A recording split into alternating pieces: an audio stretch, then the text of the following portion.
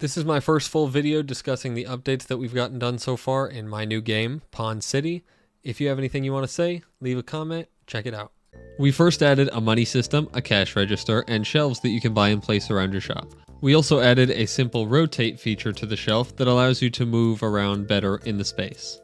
Our next goal was to implement a simple NPC and a negotiation system so that the player could buy and sell things to the customers that come inside of the store.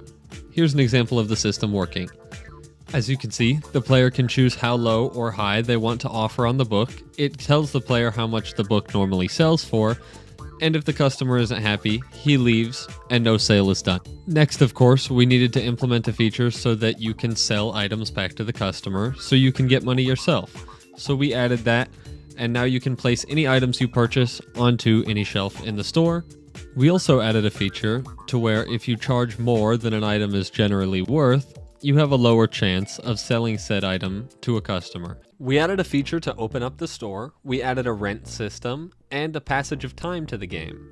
We also added customers to buy the items that come through in your store. If the customer thinks the price you set is a good deal, he'll take it to the counter and buy the item, and if not, he'll leave the store. We also added the ability to increase your rent and the size of your store, garnering you new customers and more frequent customers, as well as a new menu that shows you when the day is over and how you did. This is currently how it looks when a customer comes in to buy an item, finalizes the item, and you've made profit for the day. We also fixed a very simple problem that was preventing customers from coming in when there was more than one. We fixed this problem quite simply by adding a queue. In this update, we added the ability to hire a cashier. With our current system, the higher wage you're willing to pay your cashier, the more efficient they will be at doing their job. As you can see, the cashier AI, once hired, will buy items for you and put them on the shelf. We also implemented a feature that allows you to control how much your employee will pay for the items that come to the table. The next feature we wanted to implement was the ability for bad customers to come in and try and steal your items. We added a simple feature for the player to stop the robber from stealing. We also wanted to add a security guard NPC that would allow the player to focus on more important things instead of stopping the robbers. Here's a simple example for the pathfinding of the security guard. In this update, we improved the UI for the employees, and we added a new employee, the janitor. Customers that enter your store will now have a small chance of making a mess. This mess can be picked up and cleaned by the player, or the player can hire a janitor to clean up the messes for them. When messes are left on the floor, customers will come in less often for buying and selling. In this update, we wanted to add new types of shelves, because putting a couch on a shelf didn't make a lot of sense to us. Now items are restricted to only be put on their respective shelves. Items like pants and shirts can only be placed on the clothing racks, while bigger items like the couch will only be placeable on pallets.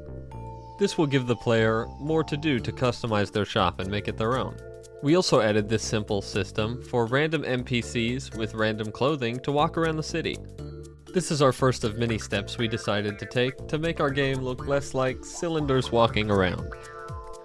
And as you can see, even with a full store, all employees and customers walking in, all the AI is able to function perfectly.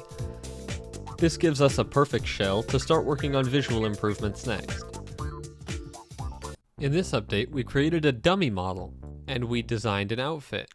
Well, maybe a lot of outfits. We also put a lot of effort into bringing the characters to life by giving them better animations. To further improve on the bland visuals, we started to build out the city and improve the storefront of the pawn shop. With the new storefront, we also slightly reworked the expansion system. We think this improves the look and feel of the game. In this update, we added a lot more graphical improvements. As you can see, we greatly improved on the lighting, the trees, and even the skybox. Here you can see a little more of the plan for the city's layout. And here you can see a fresh view of the pawn shop entrance. We added an improved day-night cycle to go with the passage of time for the game, as well as a season system so you can get more invested. Next step was to improve on world building and prevent the map from just looking like a floating city. To achieve this effect, we added a mountain range, as well as a lot more land for the player to walk on around the city. In this update, we added this simple cinematic, and a tutorial phase for the start of the game. We plan to rework a lot of the models and textures, but we added the mini-map, the hotbar, and the tasks to complete. We thought this would give the player a sense of direction that the previous iteration did not have. We also plan to add a sweeping or mopping animation to this mess cleaning function to make the game feel more alive. We're also working on the new model format, as you can see here and here, but currently we're still working with the dummy models for the actual gameplay. We also made it so that the player has to go to the neighboring store to buy shelves instead of being able to buy it at their cash register. Once completed, we think this will bring a lot more life to the city. If you have any ideas you'd like us to try and implement, we'd be happy to hear you out, so leave a comment for us.